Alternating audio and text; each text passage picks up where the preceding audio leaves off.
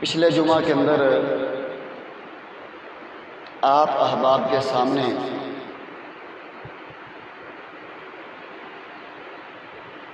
یہ بات میں نے رکھی تھی کہ آج امت مسلمہ کے اندر بالخصوص محرم کے مہینے کے اندر جو انتشار اور جو اختلاف کی فضا نظر آتی ہے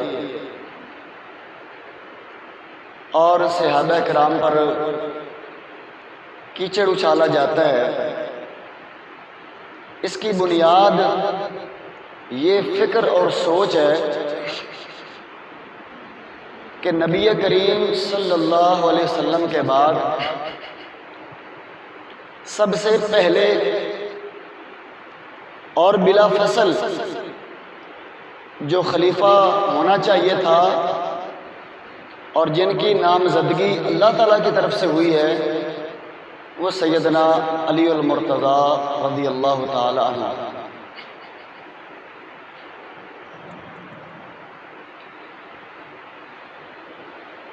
اس فکر کی کیا اہمیت ہے اور کیا حیثیت ہے، میں نے پچھلے جمعے کے اندر آپ بھائیوں کے سامنے قرآن و سنت سے دلائل دے کر اس بات کو واضح کیا تھا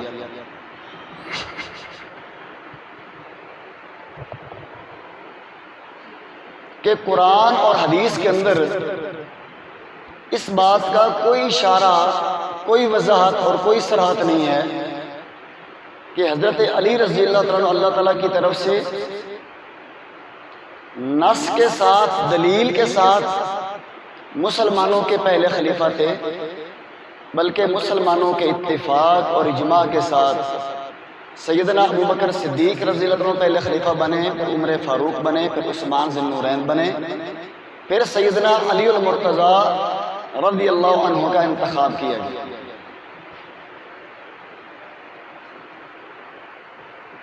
تو جو دلائل اس حوالے سے پیش کیے جاتے ہیں وہ میں آپ کے سامنے پیش کر رہا تھا، اور سب سے پہلا اور بنیادی اور اساسی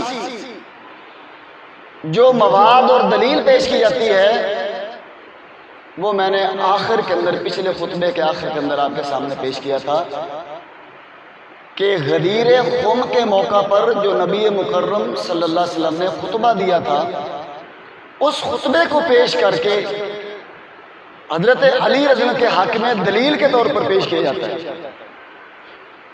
اور میں نے تفصیل کے ساتھ اس بات کو واضح کر دیا تھا کہ اس خطبے کا پس منظر کیا تھا، تہ منظر کیا تھا، اس کی وجہ کیا تھی اور اس کا شان نزول کیا تھا۔ اس کے اندر اللہ کے رسول صلی اللہ علیہ وسلم نے لفظ مولا استعمال کیا، من کنت مولاہ فہذا علی مولا، اور میں نے بتایا تھا کہ عربی زبان کے اندر لفظ مولا کے 20 معنی ہیں: مددگار، چچا زاد بھائی، کسی بھی کاروبار میں، کام میں شریک، انعام دینے والا، انعام یافتہ، آزاد کردہ غلام، اور داماد، مالک، محبت کرنے والا، مددگار، حلیف، ہمسایہ، یہ سارے کے سارے معنی لفظ مولا کے۔ تو یہ ممکن ہی نہیں تھا کہ ایک لفظ کے اتنے زیادہ معنی ہوں اور نبی صلی اللہ علیہ وسلم اتنے اہم ترین معاملے کے لیے یہ بات پیش کرنا چاہتے ہوں اور آپ ایک ایسا لفظ ارشاد فرمائیں اور ایسا لفظ استعمال کریں کہ جس کے 20 معنی ہیں۔ آپ واضح طور پر بھی فرما سکتے تھے کہ علی جن الامام بعدی، کہ علی میرے بعد امام ہوگا، یا میرے بعد تم نے جس کی بات سننی ہے، اطاعت کرنی ہے، وہ علی ہوں گے، جبکہ آپ نے ایسی کوئی بات ارشاد نہیں فرمائی۔ اور پھر سب سے مزے کی بات یہ ہے کہ حضرت علی رضی اللہ عنہ نے بھی کبھی پوری زندگی کے اندر اس لفظ مولا کو لے کر یا من کنت مولا فہذا علی مولا والی حدیث کو لے کر آپ نے بطور دلیل کبھی بھی یہ لوگوں کے سامنے بات نہیں پیش کی کہ اللہ کے رسول نے تو میرے حق میں یہ فرمایا. اور اس غدیر خم والے پر خطبے پر اتنی خوشیاں منائی جاتی ہیں، اس پر باقاعدہ طور پر عید منائی جاتی ہے. ایک شیعہ مصنف نے اسی ایک مسئلے پر تقریباً 11 جلدوں میں کتاب لکھی ہے، کتاب الغدیر. اور جو جہان کی موضوع من گھڑت اور گڑنتو اور بیہودہ روایات تھی ساری کے ساری جمع کر دی ہیں صرف ایک پریشر بنانے کے لیے، بزر بنانے کے لیے کہ جناب غدیر خم یا عید غدیر کے موضوع پر اتنی احادیث.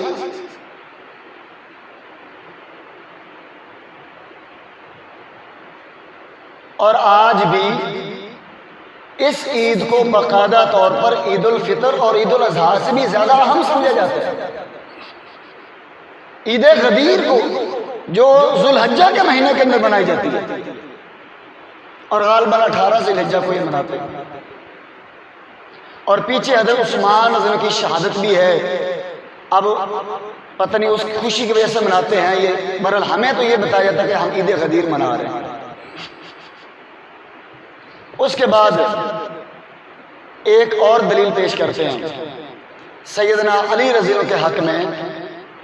صحیح مسلم کی حدیث ہے، نبی مکرم صلی اللہ علیہ وسلم نے ارشاد فرمایا تھا حضرت علی کو، اما ترضى ان تكون مني بمنزلة هارون من موسى الا انه لا نبی بعدی.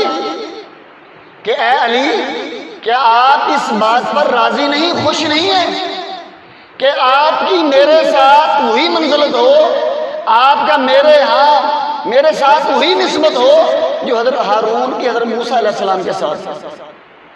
وہ الگ بات ہے کہ میرے بعد کوئی نبی نہیں ہوگا. کہتے ہیں دیکھیں اللہ کے رسول صلی اللہ علیہ وسلم نے حضرت علی رضی اللہ عنہ کو حضرت ہارون کے ساتھ تشبیہ دی ہے. اور حضرت ہارون کون تھے؟ یہ حضرت موسیٰ علیہ السلام کے جانشین تھے. تو جب وہ جانشین ہے تو اللہ کے رسول نے خود حضرت علی کو اپنا جانشین کی اشارے کے اندر اپنا جانشین مقرر کر دیا. حالانکہ اس حدیث کا پس منظر آپ دیکھیں تو وہ یہ ہے کہ جب 9 ہجری کے اندر غزوہ تبوک کے موقع پر نبی مکرم صلی اللہ علیہ وسلم جنگ کرنے کے لیے نکلنے لگے تو آپ صلی اللہ علیہ وسلم نے جس طرح آپ کا سابقہ معمول تھا غزوات میں، جنگوں میں آپ مدینے کا کوئی نہ کوئی اپنا جانشین مقرر کر کے جاتے، اس موقع پر اللہ کے رسول صلی اللہ علیہ وسلم نے سیدنا امیر المومنین علی المرتضی رضی اللہ عنہ کو اپنا جانشین مقرر کیا. اب منافقوں نے یہ ہوائیاں اڑانا شروع کر دی کہ علی تو اللہ کے رسول صلی اللہ علیہ وسلم پر بوجھ ہیں اور اللہ کے رسول صلی اللہ علیہ وسلم کے لیے ایک معاذ اللہ مصیبت ہے، پریشانی ہے، بوجھ ہیں، اس لیے اللہ کے رسول صلی اللہ علیہ وسلم نے ان کو پیچھے چھوڑ دیا ہے. حضرت علی رضی اللہ عنہ پریشان ہو گئے اور رونے لگ پڑے. اور اللہ کے رسول صلی اللہ علیہ وسلم کو ارشاد فرماتے ہیں، صحیح مسلم کے اندر یہ الفاظ موجود ہیں، اتخلفنی فی الصبیان والنساء. اللہ کے رسول کیا آپ مجھے بچوں اور عورتوں کے اندر چھوڑ کر جانا چاہتے ہیں؟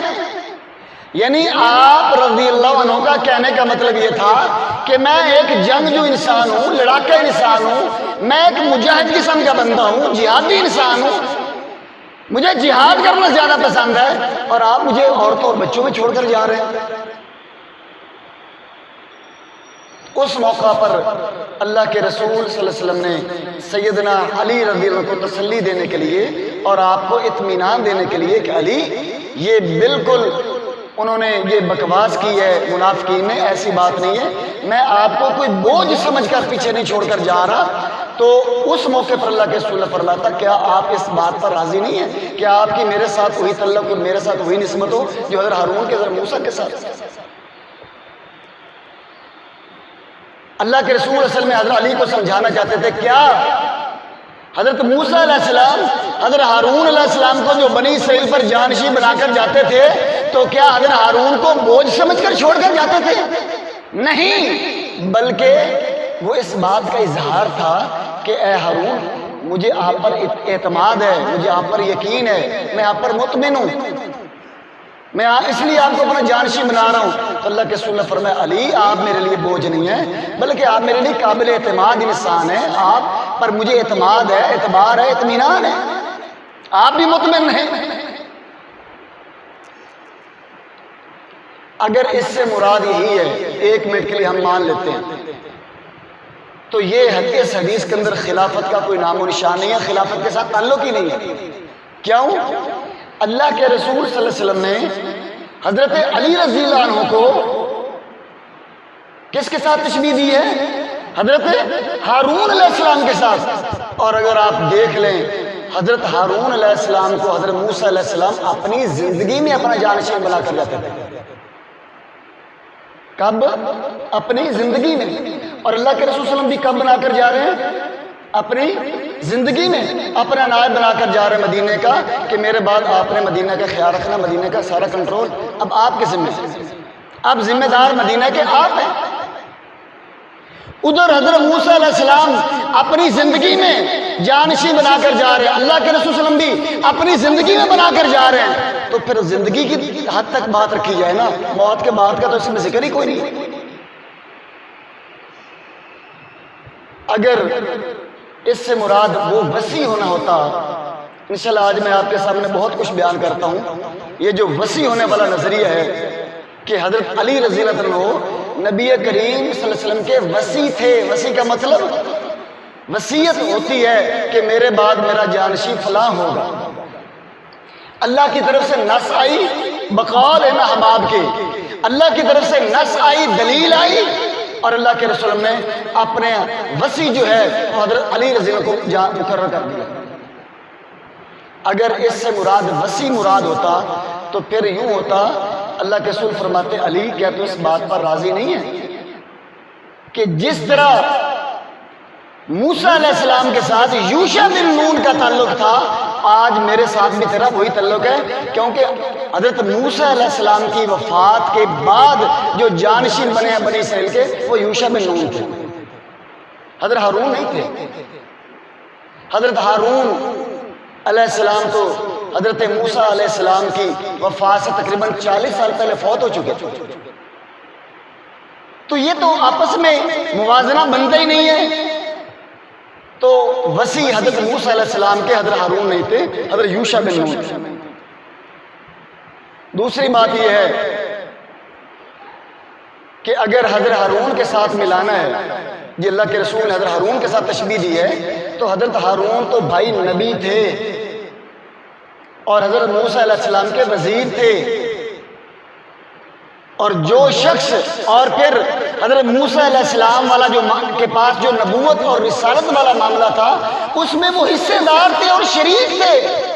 اور حضرت موسیٰ علیہ السلام نے خود دعا مانگی ہے، سورۃ طٰہٰ اٹھا کر دیکھیں، وَاجْعَلْ لِي وَزِيرًا مِّنْ أَهْلِي، اللہ میرے اہل و عیال میں سے تو میرا کوئی وزیر پشتیبان بنا، ہارون اخی میرے بھائی ہارون کو بنا دے، اشدد بہ ازری اس کے ذریعے میری کمر کو مضبوط کر، واشرکہ فی امری اور اس کو میرے اس معاملے میں شریک بنا، حصے دار بنا۔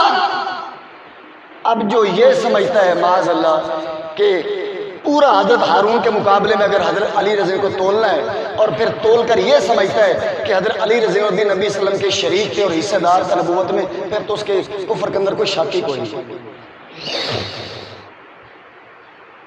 وہ اپنے ایمان و اسلام کی خیر منائے۔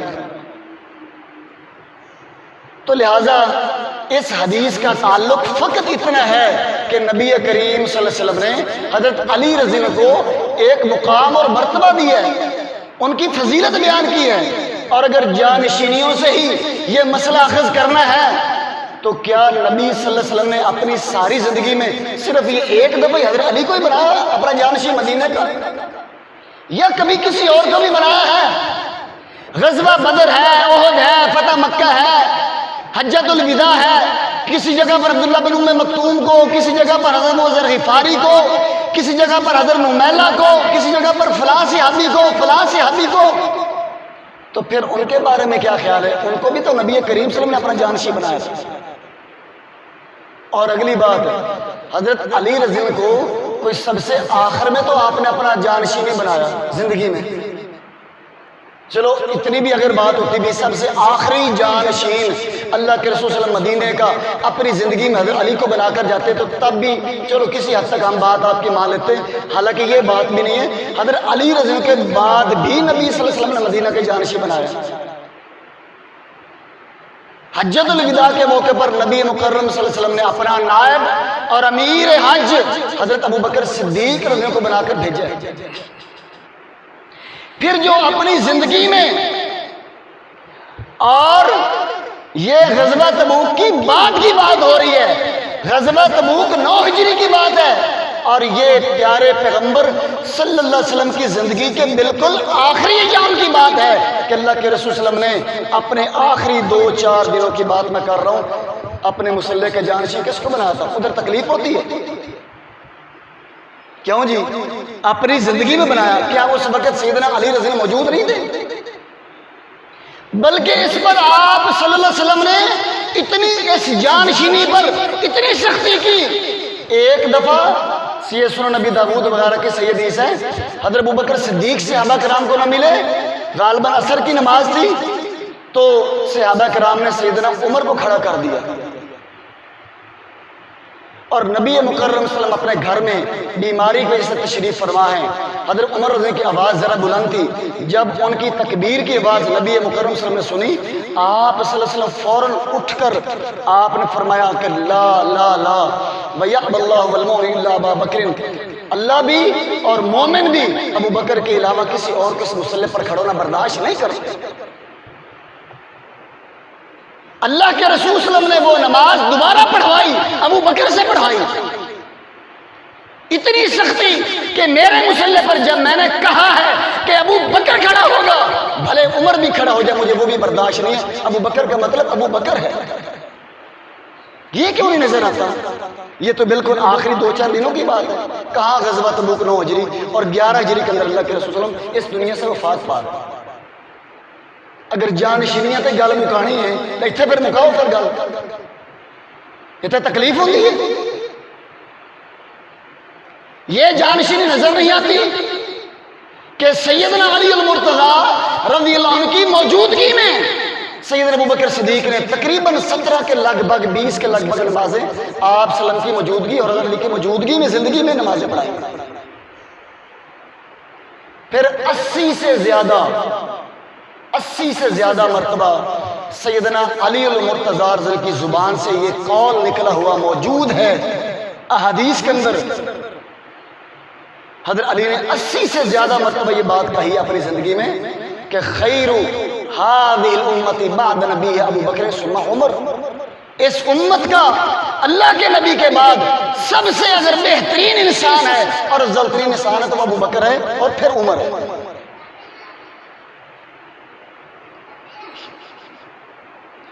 تو میرے محترم بھائیوں، بات وہی ہے کہ سیدنا علی المرتضیٰ رضی اللہ عنہ کے بارے میں یہ عقیدہ اور یہ نظریہ وصایت کا، خلافت کا اور وصیت کا، ولایت کا، یہ قرآن و حدیث کا عقیدہ نہیں ہے، یہ کہیں اور سے آیا.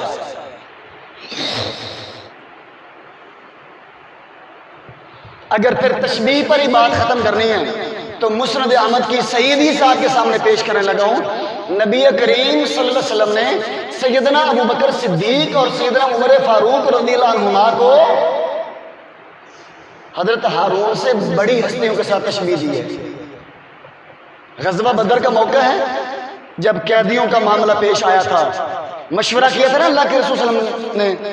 حضرت ابوبکر صدیق نے فرمایا تھا چلو ان سے فدیہ لے لیا جائے، بدر کے اندر جو ہونے والے کافروں کے قیدی ہیں، اور ان کو چھوڑ دیا جائے.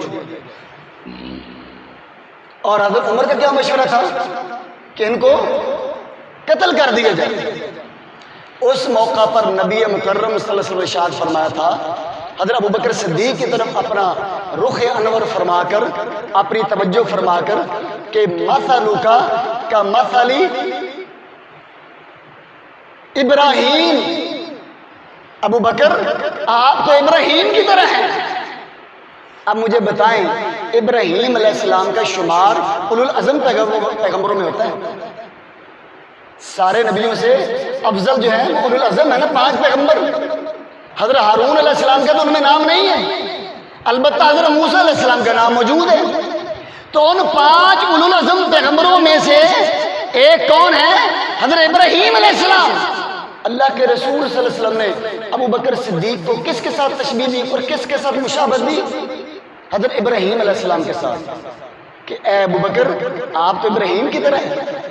کہ ابراہیم نے کہا تھا رب انہن اضللن کثیرا من الناس فمن تبعنی فانہ منی ومن عصانی فانک غفور رحیم۔ مطلب ابراہیم علیہ السلام کے دل کے اندر ذرا نرمی تھی۔ حضرت ابوبکر صدیق کے اندر جنہوں نے نرم پہلو اختیار کیا، اس نرم پہلو کو حضرت ابراہیم علیہ السلام کے دل کی نرمی کے ساتھ تشبیہ دی اللہ کے رسول صلی اللہ علیہ وسلم۔ اور پھر دوسری ہستی حضرت عیسیٰ علیہ السلام کے ساتھ اللہ کے رسول نے حضرت ابوبکر صدیق کو تشبیہ دی۔ حضرت عیسیٰ علیہ السلام کے اندر بھی نرمی تھی۔ انہوں نے بھی کیا کہا تھا اپنی امت کے بارے میں؟ ان تعذبهم فانهم عبادك وان تغفر لهم فانك انت العزیز الحکیم۔ اللہ اگر تو میرے امتیوں کو عذاب دے گا، بندے تو تیرے ہیں۔ سیدنا ابوبکر صدیق رضی اللہ عنہ کو نبی کریم صلی اللہ علیہ وسلم نے حضرت ابراہیم اور حضرت عیسیٰ علیہ السلام کے ساتھ تشبیہ دی ہے۔ اور حضرت عمر رضی اللہ عنہ کی طرف منہ کر کے پھر اپنا رخ زیبا کر کے فرمایا تھا نبی مکرم صلی اللہ علیہ وسلم نے، کیونکہ حضرت عمر رضی اللہ عنہ کے مشورے کے اندر ذرا سختی تھی اور شدت تھی، کہا تھا مثلک کمثل موسیٰ، اے عمر آپ تو موسیٰ کی طرح ہیں۔ اب موسیٰ علیہ السلام اولو العزم پیغمبر ہیں، حضرت ہارون سے افضل ہیں۔ اگر حضرت علی رضی اللہ کو تشبیہ نبی صلی اللہ علیہ وسلم حضرت ہارون کے ساتھ دے رہے ہیں، تو حضرت عمر کو حضرت ہارون سے افضل ہستی کے ساتھ اللہ کے رسول تشبیہ دے رہے ہیں حضرت موسیٰ علیہ السلام کے ساتھ، کیونکہ موسیٰ علیہ السلام بھی ذرا جلالی پیغمبر تھے، جلال والے تھے، ٹھیک ہے نا۔ انہوں نے بھی تو غصے میں آ کر یہی کہا تھا نا کہ ربنا اطمس علی اموالہم واشدد علی قلوبہم، اللہ ان کے مال بھی تباہ کر دے، ان کے دلوں پر بھی مہر لگا دے۔ اور پھر کیا کہا عمر آپ تو نوح کی طرح ہے۔ نوح بھی اولو العزم پیغمبروں میں آتے ہیں۔ نوح علیہ السلام نے بھی تو اپنی قوم سے سارے یہ معاملہ دے کر کیا کہا تھا؟ رب لا تذر علی الارض من الکافرین دیارا، اللہ ان کافروں کا ایک گھر بھی زمین پر نہ چھوڑ، ان کو تباہ و برباد کر دے، ختم کر دے۔ اور حضرت عمر بھی کیا کہہ رہے ہیں؟ ان کو ختم کر دے۔ اگر تشبیہ پر بات ختم کرنی ہے تو پھر یہ تشبیہ کیوں نہیں مانتے؟ یہ بھی تو اللہ کے رسول صلی اللہ علیہ وسلم سے صحیح حدیث سے ثابت ہے۔ اللہ کے رسول صلی اللہ علیہ وسلم نے حضرت ابوبکر صدیق کو تشبیہ دی حضرت ابراہیم کے ساتھ اور حضرت عیسیٰ علیہ السلام کے ساتھ، اور حضرت عمر فاروق رضی اللہ عنہ کو تشبیہ دی حضرت موسیٰ علیہ السلام کے ساتھ اور حضرت نوح علیہ السلام کے ساتھ۔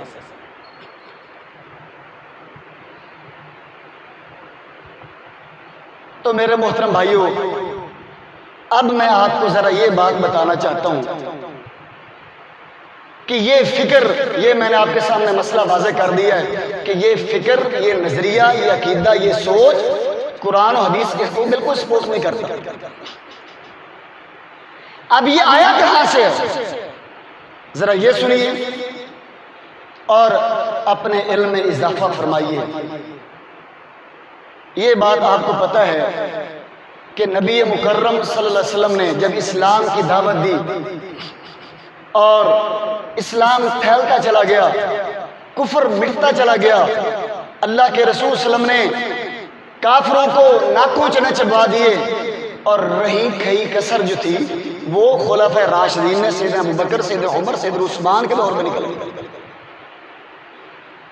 اب نبی صلی اللہ علیہ وسلم کے بعثت سے لے کر آج تک اسلام کے جو دشمن ہیں، آپ کو کیا خیال ہے یہ ساری چیز برداشت ہے اور یہ قبول ہے؟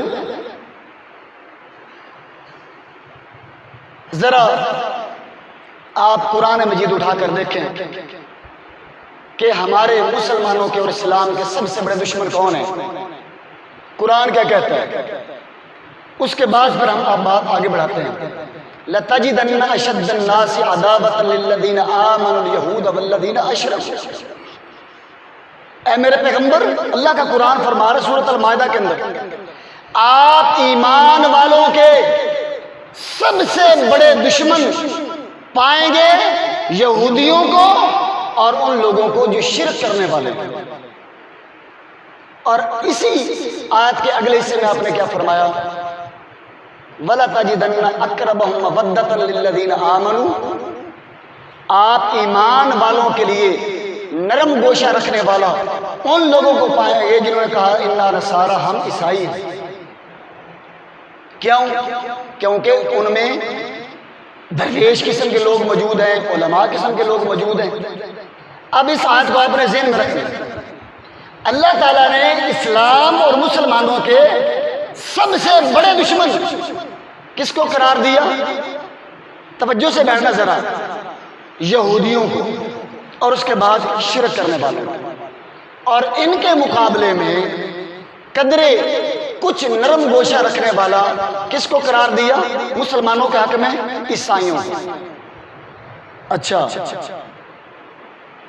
یہ بات تو آپ کو پتہ ہے کہ عیسائیوں کے ساتھ مسلمانوں کی بڑی بڑی جنگیں ہوتی رہی ہیں، اور اس طرح صلیبی جنگوں کی جو لمبی فہرست ہے اس کو آپ جانتے ہی ہیں. خون ریز جنگیں ہوئی ہیں، بڑے بڑے مارکے ہوئے ہیں. لیکن نبی صلی اللہ علیہ وسلم نے جب خیبر کے جو ہے مدینے سے یہودیوں کو نکالا، اور اس کے بعد پھر سیدنا عمر بن الخطاب رضی اللہ عنہ نے پھر یہودیوں کو جزیرۃ العرب سے نکالا، اس کے بعد آپ اس صدی تک آپ کو کوئی خاص یہودیوں کی مسلمانوں کے ساتھ کوئی جنگ نظر آتی ہے؟ البتہ اس صدی کے اندر یعنی اسرائیل کے قیام کے بعد عربوں کے ساتھ اسرائیل کی یہودیوں کی جنگیں ہوئی ہیں، اور اب بھی عربوں کے ساتھ ان کی جنگوں کا ماحول جاری ہے. لیکن اس کے پیچھے آپ دیکھیں، آپ کو یہودیوں کے ساتھ یہودیوں مسلمانوں کی کوئی جنگ؟ قرآن تو یہ کہتا ہے کہ سب سے بڑے دشمن کون ہیں؟ یہودی. اور اس بات پر بھی ہمیں یقین ہے کہ دشمن بھی ایڈا بڑا ہوئے، بہت خطرناک بھی ہو، اور کیا خیال ہے وہ خاموش ہو کر بیٹھے گا؟ آرام سے بیٹھے گا. قرآن بھی اپنی جگہ پر سچا، اور یہ بات بھی حقیقت ہے کہ اتنا بڑا دشمن بھی ہو جس کو اللہ کہہ رہے ہیں کہ سب سے بڑا دشمن ہے، وہ آرام سے بیٹھا ہوگا، اور ان کی کو ہمیں جنگ بھی نظر نہیں آتی. تو پھر ان کی دشمنی کہاں گئی؟ ہاں جی، انہوں نے دشمنی اس طرح کی ہے، یہودیوں نے، ان کو پتہ ہے کہ ہم تھوڑے ہیں، ہم مسلمانوں کے ساتھ میدان جنگ میں، ٹھیک ہے، میدان جنگ میں ہم مسلمانوں کا سامنا نہیں کر سکتے. انہوں نے دوسرا راستہ اختیار کیا، فکری الغار کی. یہودیوں نے مسلمانوں کو اس طرح سے بہت برباد کیا. حضرت عمر رضی اللہ عنہ، ان کو خود نبی کریم صلی اللہ علیہ وسلم نے فتنوں کے آگے بہت بڑا دروازہ قرار دیا تھا. پتہ ہے نا اس بات کا؟ جب وہ شہید ہو گئے، ان کے دور خلافت کے آخر تک کسی بھی دشمنان اسلام کی طرف سے کوئی سازش آپ کو نظر نہیں آئے گی سر اٹھاتے ہوئے. انہوں نے اللہ کے فضل کرم سے ان کو کچل کر رکھا ہوا تھا. جو ہی حضرت عثمان رضی اللہ عنہ تشریف لائے، دور خلافت میں ان کا دور خلافت شروع ہوا. اب کیونکہ وہ طبیعت کے، مزاج کے سیدنا فاروق کی نسبت نرم تھے، اب ان یہودیوں نے اپنے پر پرزے نکالنا شروع کیے. اور حضرت عمر کے دور میں اور حضرت عثمان کے دور میں آپ کو پتہ یہ کیسر و کسرا یہودیوں کے، مجوسیوں کے، یہ ایران حضرت عمر کے دور میں فتح ہوا ہے. ٹھیک ہے، تو ان مجوسیوں کو، یہودیوں کو، ان مزدقیوں کو، ان سنمیوں کو، یہ جتنے باطل لوگ تھے، ان کے وڈیروں کو مسلمانوں نے زبردست قسم کی ان کی چترول اور لترول کی، اور ان کی لترول کی اور چھترول کی، اور ان کی ٹھکائی کی، اور یہ دل میں انتقام کی آگ لیے ہوئے تھے. حضرت عثمان کے دور میں ایک شخص جو ہے وہ مسلمان ہوتا ہے، اسلام کا چولا پہن کر آتا ہے، اور وہ رہنے والا کہاں پر ہے؟ یمن شہر ملک اور اس کا شہر صنعاء کا رہنے والا، جس کو دنیا عبداللہ بن سبا کے نام سے یاد کرتی ہے۔ اس نے اسلام کا چولا پہنا، اسلام کا برقع پہنا، اسلام کا لباد دوڑا، اسلام کا ماسک پہن کر یہ مارکیٹ میں آیا اور اس نے جناب اپنا کام شروع کر دیا۔ مسلمانوں کے ملکوں میں جاتا، حجاز سے اس نے اپنا کام شروع کیا، پھر بصرہ، پھر کوفہ، پھر شام، یہ مصر، عراق، یہ سارے علاقوں میں گھوما مسلمان ہو کر۔ اور اس وقت یہ جو کیسر و کسریٰ کی فتوحات کے بعد نئے نئے مسلمان ہونے والے لوگ تھے جن کو اسلام کی اتنی سمجھ بھی نہیں تھی، سب سے زیادہ اس کا شکار وہی لوگ تھے، صحابہ نہیں، تابعین نہیں۔ یہ جو لوگ جو ابھی ابھی مسلمان ہوئے تھے، ویسے تو یہ بھی تابعین کی فہرست میں آتے ہیں، یعنی صحابہ کے ہاتھوں پر مسلمان ہونے والے، لیکن یہ اس صف کے لوگ نہیں تھے کہ جن کے ایمان اور جن کے جذبات پختہ ہوں۔ یہ نئے نئے نو مسلم لوگ تھے۔ شام میں تو اس بدبخت کی کوئی پیش نہیں گئی۔ کیوں؟ شام میں حضرت معاویہ رضی اللہ عنہ کی حکومت تھی۔ شام کے لوگوں نے اس کو در فٹے منہ کر کے اس کو باہر نکال دیا اور باہر پھینک دیا۔ پھر اس نے مصر میں آیا، البتہ مصر کی سرزمین اس کو راس آئی اور اوپر سے قسمت نے بھی اس کا ساتھ دیا، اور اس نے مصر کے لوگوں کو خوب جناب استعمال کیا اور مصر رہائش استعمال کر کے اپنا وہاں پر نیٹ ورک شروع کیا۔ حضرت عثمان رضی اللہ عنہ سب سے پہلے اس نے کام پتہ کہاں سے شروع کیا؟ یہودی تھا نا، اور اندر سے بھی یہودی تھا اور مسلمان نہیں ہوا تھا، صرف اسلام کا چولا، اسلام کا لبادہ پہنا ہوا تھا۔ اس نے جو وہ یہودیت والا نظریہ تھا اس نے مسلمانوں کو کلانا شروع کر دیا۔ کیا؟ جو یہودیوں کا نظریہ تھا نا کہ موسیٰ علیہ السلام کا وصی وہ یوشع بن نون تھے، اور یہودیوں کا نظریہ تھا کہ ہر نبی کا وصی ہوتا ہے۔ اس نے آ کر اسلام کے لوگوں کو، نو مسلم لوگوں کو کیا کہا؟ کہتا مجھے حیرانگی ہوتی ہے ان مسلمانوں پر جو حضرت عیسیٰ علیہ السلام کے تو دوبارہ دنیا میں آنے پر ایمان رکھتے ہیں، لیکن اللہ کے رسول کے دوبارہ دنیا میں آنے پر ایمان نہیں رکھتے۔ دیکھیں کیسا تیر اس نے چھوڑا۔ کہتے ہیں جی اللہ کے رسول زیادہ افضل ہے یا حضرت عیسیٰ؟ اب مسلمان کیا کہے گا؟ کون افضل ہے؟ صاحب ذرا نبی کریم صلی اللہ علیہ وسلم۔ کہتے ہیں اگر عیسیٰ علیہ السلام کوئی حق ہے تو نبی صلی اللہ علیہ وسلم کو کیوں حق نہیں ہے؟ یوں اس نے یہ محبت کا تیر چھوڑ کر، عقیدت کا جناب لولی پاپ دے کر اس نے یوں گمراہ کیا۔ انہوں نے کہا ہاں آپ کی بات تو ٹھیک ہے۔ کہا جب یہ بات لوگوں نے مان لی، اگلی بات کی، کہا کہ آپ کو پتہ ہے کہ اس دنیا کے اندر تقریباً 1000 نبی تھا اور ہر نبی کا ایک وصی تھا، یعنی 1000 وصی۔ ہر نبی نے اپنے بعد ایک وصی چھوڑا کہ میرے بعد میری قوم کا، میری امت کا جانشین اور خلیفہ یہ ہوگا۔ تو جب ہر نبی کا وصی تھا تو اللہ کے رسول کا وصی کہاں گیا؟ کہا جی وہ کون ہے؟ کہا وہ حضرت علی ہے۔ کیوں؟ تمہیں نہیں پتا حضرت علی کا نبی صلی اللہ علیہ وسلم کے ساتھ تعلق کیا ہے؟ وہ چچا کے بیٹے ہیں، داماد بھی ہیں، اور فلاں خونی رشتہ بھی ہے، یہ ساری، اچھا یہ وصی ہے۔ اگلا اس نے جناب تیرے چھوڑا، اس نے کہا کہ جب وہ وصی ہیں تو خلافت تو ان کو ملنی چاہیے تھی۔ تو پہلے جو دو لوگ گزرے ہیں، ابو بکر عمر، انہوں نے بھی صاف ذرے اس کی وہ وصایت اور خلافت پر ظلم کیا، ڈاکہ مارا اور حق غصب کیا، اور اب حضرت علی موجود ہیں تمہارے درمیان اور وہ وصی ہیں، اور ان کے اس وصیت پر کون قابض ہے اس وقت؟ کون قابض ہے؟ میں کہا عثمان۔ تو کہا پھر کیا کرنا چاہیے؟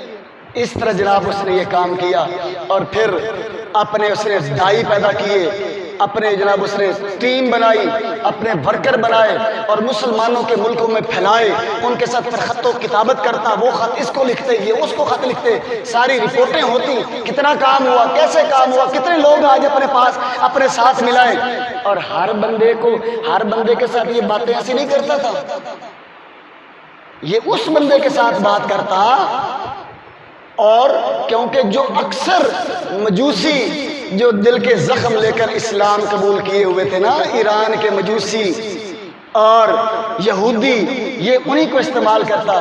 ساڈا تو تہاڈا دکھ تے اکو جہا ہے نا، آؤ پھر آپ رل کے بھائی، پتہ چل جاتا ہے نا۔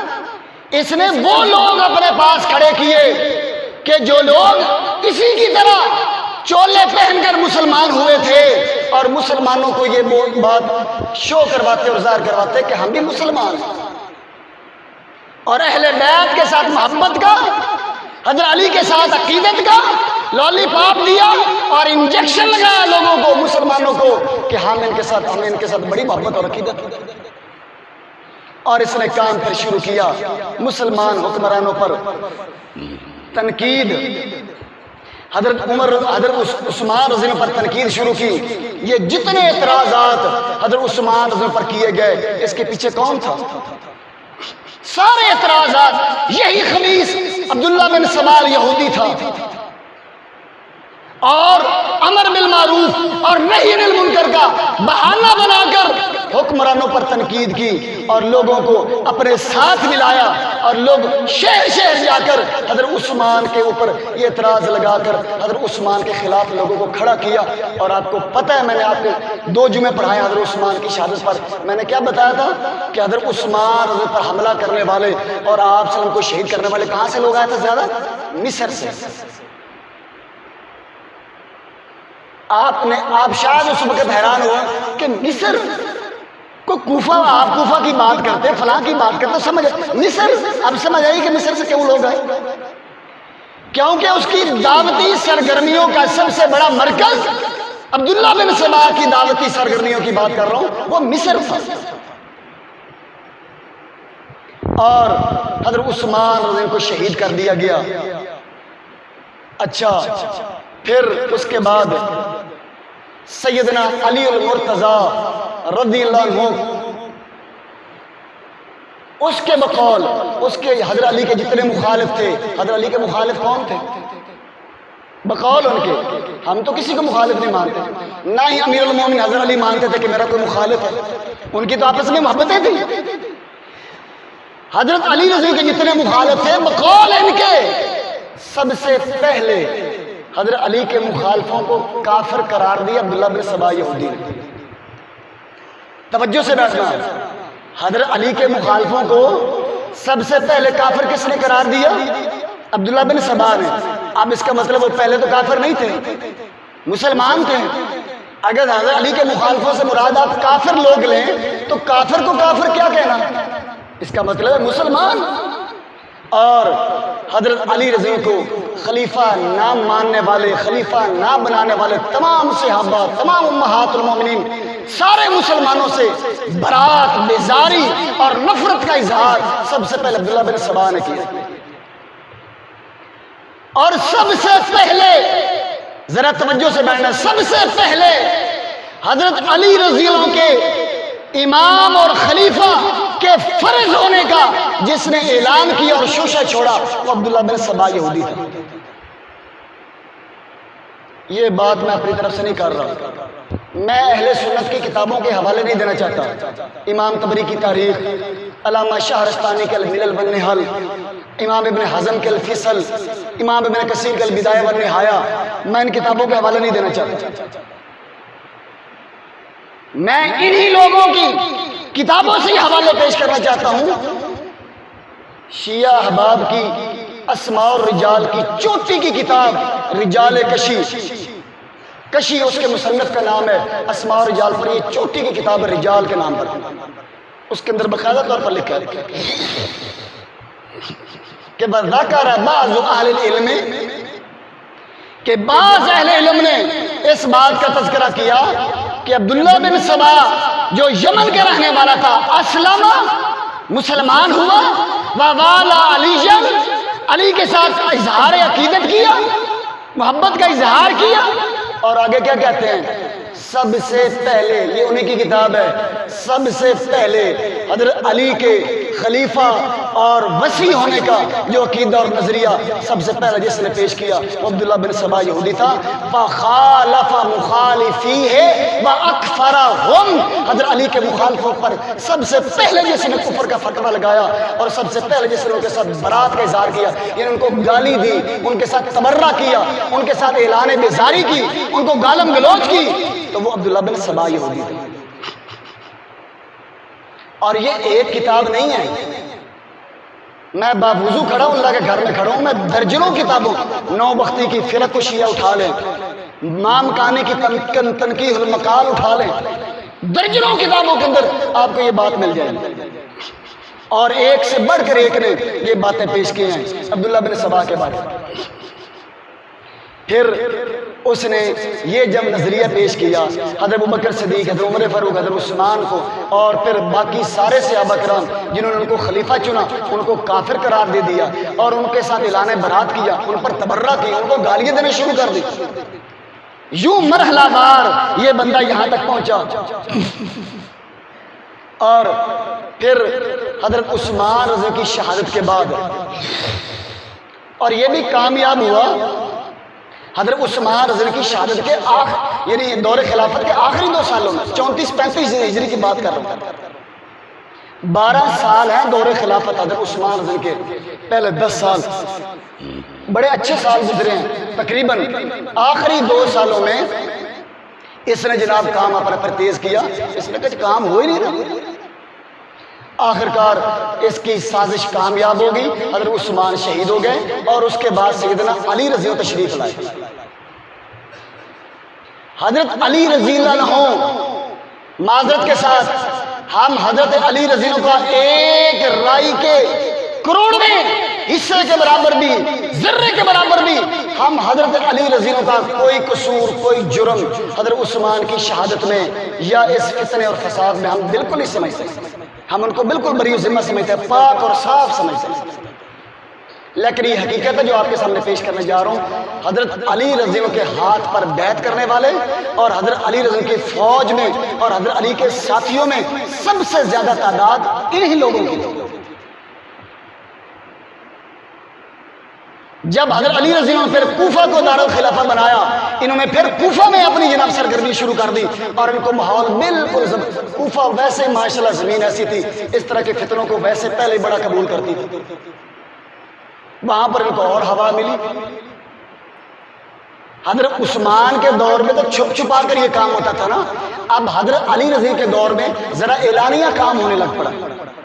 اور یہ عقیدہ اور نظریہ پھر اسی انسان نے یہ عقیدہ دیا، اللہ کی قسم ہے میں انشاءاللہ ایسے حوالے پیش کروں گا کہ جو یہودیوں کے عقیدے ہیں، جو یہودیوں کے نظریات ہیں، آپ کو بالکل وہی عقیدے اور نظریات ادھر نظر آئیں گے. یہ یہودیت کی شاخ ہے، یہ ایک سکے کے 2 رخ ہیں.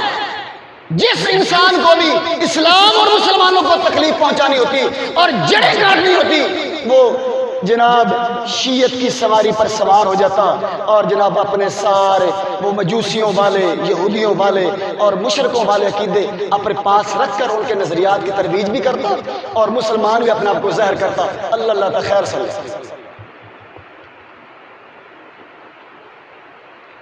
حضرت علی رضی اللہ کو ایک دفعہ ان کے سامنے سے بندے کو پیش کیا گیا تو حضرت علی نے فرمایا تھا مالی ولہذا الحمیت الاسود، میرا اس تیل کی کالی مٹکی کے ساتھ کیا تعلق ہے؟ یہ خبیث تو ابو بکر عمر کو گالیاں دیتا ہے اور ان کی گستاخی اور توہین کرتا ہے. یہ حضرت علی رضی اللہ نے اس کو دیکھ کر کہا. اور پھر حضرت علی رضی اللہ کے بارے میں یہ عقیدہ اور یہ نظریہ بھی اسی نے پھیلایا کہ جناب ان کے قالب میں اللہ کی روح ہے، وہ اللہ ہی ہیں اور وہی سب کچھ ہیں. اور وہ یہ عقیدہ اور نظریہ بھی اسی نے دیا. اور آج دیکھ لیں ذرا کن کی کتابوں میں یہ عقیدہ اور نظریہ ہے کہ جی اللہ تعالیٰ کی طرف سے پیغام اور نبوت وہ ملنی تو تھی حضرت علی کو، فرشتہ آیا لیکن اس کو اشتباہ ہو گیا، معاملہ خلط ملط ہو گیا تو وہ نبی صلی اللہ علیہ وسلم پر وحی کر کے چلا گیا. یہ اسی کا پھیلایا ہوا ہے. اور آج ذرا بتائیں یہ کس کی کتابوں میں موجود ہے؟ اور پھر حضرت علی رضی اللہ عنہ الہ ہے، رازق ہے، معبود ہیں. حضرت علی رضی اللہ عنہ کے دور میں جب آپ کو پتہ چلا کہ کچھ لوگ میرے بارے میں یہ نظریہ اور عقیدہ رکھ رہے ہیں، حضرت علی رضی اللہ عنہ نے انہی لوگوں کو 3 دفعہ توبہ کا موقع دیا. 3 دفعہ کہ توبہ کر لو اس عقیدے اور نظریے سے، میں تمہارا الہ، مشکل کشا، حاجت روا، داتا نہیں ہوں. پھر اپنے غلام کنبر عالم دین کو کھڑا کیا اور اس کو کہا یہاں پر اللہ کی توحید بیان کر، ان بدبختوں کو سمجھا کہ اللہ کی توحید کیا ہے. لیکن جب یہ باز نہ آئے تو سیدنا علی رضی اللہ عنہ نے پھر آگ کی کھائیاں کھدوا کر ان کو زندہ جلا دیا.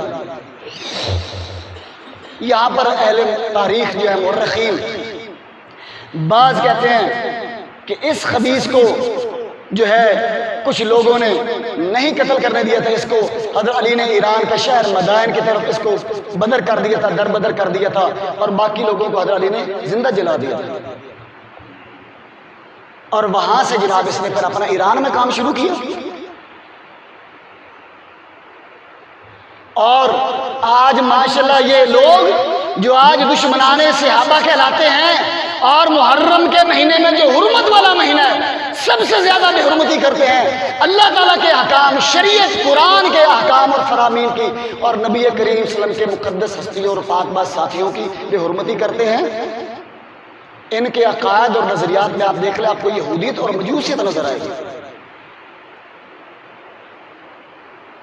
آج کیوں ہم پریشان ہوتے ہیں؟ یہ آگے نہ بڑا تعلق ہے آگے دے نال. تو مجوسی قوم تھے، آگ کے پجاری تھے. آج آگ کے ساتھ بڑی عقیدت کا اظہار کرتے ہیں، آگ پر چل رہے ہوتے ہیں اور آگ پر لیٹ رہے ہوتے ہیں، اور جناب ہمیں نہیں کچھ نہیں ہوتا، فلاں نہیں ہوتا.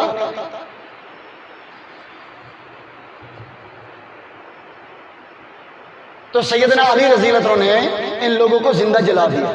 اور اس کے بعد یعنی حضرت علی رضی اللہ عنہ کے عقائد سے بری ذمہ تھے.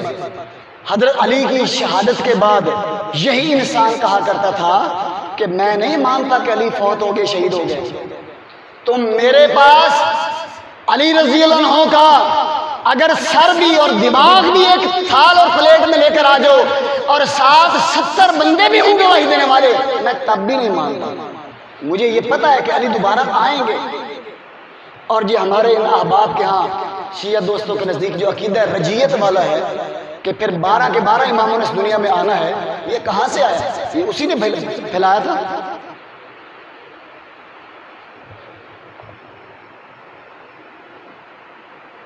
اس کے بعد سیدنا حسین رضی اللہ عنہ کی شہادت کے بعد پھر باقاعدہ طور پر یہ تحریک کے طور پر انہوں نے کام کیا. اور بہانہ کس کو بنایا؟ شہادت حسین سے. یعنی انہوں نے ہر دور میں اہل بیت کی محبت کا نعرہ لگا کر اس کو بہانہ اور آڑ بنا کر امت نے فتنہ اور فساد کھڑا کیا اور امت کو جنگ و جدال کی طرف دھکیلا انہی لوگوں نے. اس کے بعد آپ جنگ صفین دیکھ لیں، جنگ جمل دیکھ لیں، جو صحابہ کرام حضرت عائشہ اور حضرت علی رضی کے درمیان، حضرت معاویہ اور حضرت علی کے درمیان ہوئی، ان کے پیچھے بھی آپ کو بنیادی کردار انہی سبائیوں اور بلوائیوں کا نظر آئے گا. حضرت علی رضی کے دور کے اندر ان لوگوں کے 3 بڑے فرقے تھے، ایک سبائیہ، ایک سبابہ اور ایک مفضلہ. سبائیہ جو عبداللہ بن سبا یہودی کی پارٹی تھی، جو حضرت علی کو مشکل کشا، حاجت روا، الہ مانتے تھے، ان کو تو حضرت علی نے جلا دیا.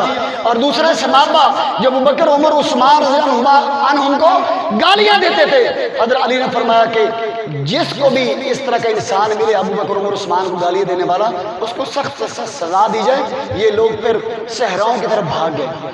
اور تیسرے بچے وہ جو مفضلہ تھے، یعنی حضرت علی رضی اللہ عنہ کو حضرت ابوبکر، حضرت عمر پر فضیلت دینے والے. اور حضرت علی نے فرمایا تھا ان کے بارے میں کہ میرے پاس جو بھی ایسا بندہ لایا گیا جو مجھے ابوبکر عمر پر فضیلت دیتا ہوا ہوگا تو میں تہمت اور الزام کے جرم میں اس کو 80 کوڑے خود لگاؤں گا. یہ مجھ پر تہمت لگا رہا ہے کہ مجھے ابوبکر عمر پر افضل قرار دیتا ہے.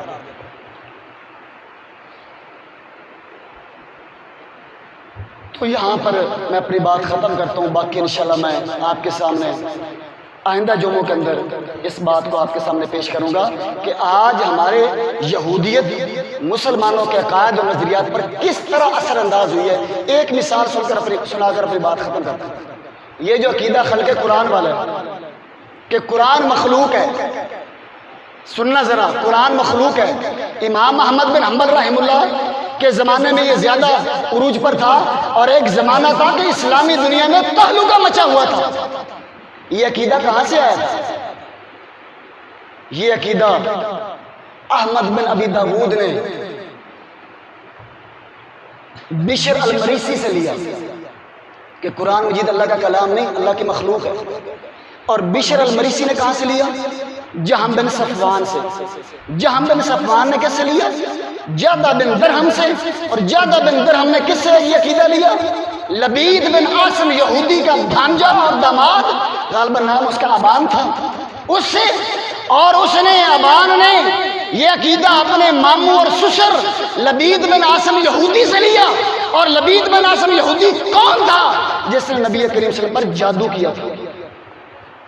تو یہ عقیدے کہاں سے آئے جو مسلمانوں کے اندر آئے؟ یہ یہودیوں سے چلے۔ تو اللہ تعالی ہمیں آنکھیں کھولنے کی توفیق عطا فرمائے، اور صحابہ کرام اور اہل بیت کے ساتھ محبت کرنے کی توفیق عطا فرمائے۔ اللہ تعالی ہمیں اپنی زندگیاں صحابہ اور اہل بیت کے نقش قدم پر ڈھالنے کی توفیق عطا فرمائے۔